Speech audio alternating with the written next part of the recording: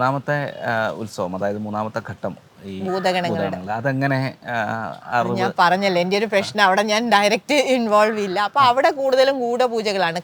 ഈ നല്ലൂരാൻ എഴുന്നള്ളിക്കുന്ന കലശങ്ങളെ കലശാട്ടിനാടാൻ വേണ്ടിയിട്ട് കലമണ്ഡപത്തിൽ വെച്ച് കലശപൂജകളും അന്ന് ഇതേപോലെയുള്ള ദൈനംദിന ചടങ്ങുകളുണ്ട്. ഇപ്പം രാവിലെ 36 കൂടെ അഭിഷേകം, പിന്നെ ഉഷപൂജ, ശിവേലി, പന്തീരടി ശിവേലി, രാത്രി അത്താഴ ശിവേലി, ശ്രീഭൂതബലി ചടങ്ങ്. പക്ഷേ ഇതിനിടയിൽ ഈ കലപൂജ എന്ന് പറയുന്ന ഗൂഢപൂജ എന്നാണ് പറഞ്ഞത്. അപ്പോൾ അത് ആണുങ്ങൾക്ക് മാത്രമേ അവിടെ പ്രവേശിച്ചു. അപ്പോൾ ഉത്സവ അന്തരീക്ഷത്തിൽ നിന്ന് ഈ ഉത്സവ ചായ്വുകളെയും മറ്റ് വാദ്യങ്ങളൊക്കെ മാറുകയും പാണി മാത്രമേ അവിടെ ഉണ്ടാവുള്ളൂ ശിവേലിക്കാണെങ്കിലും. പിന്നെ ആന പിന്മാറുന്നുണ്ട്, സ്ത്രീകൾ പിന്മാറുന്നുണ്ട്, അലങ്കാരങ്ങളെല്ലാം മാറുന്നുണ്ട്, ദേവന അലങ്കാരങ്ങളുണ്ട്. പിന്നെ അന്ന് കൂട്ടാരാധനകൾ ആ സമയത്ത് ഒരു ഇതുണ്ട്, വലിയ വട്ടളം പായസത്വം ചതുശതത്തിന് നിവേദിക്കുന്നുണ്ട്.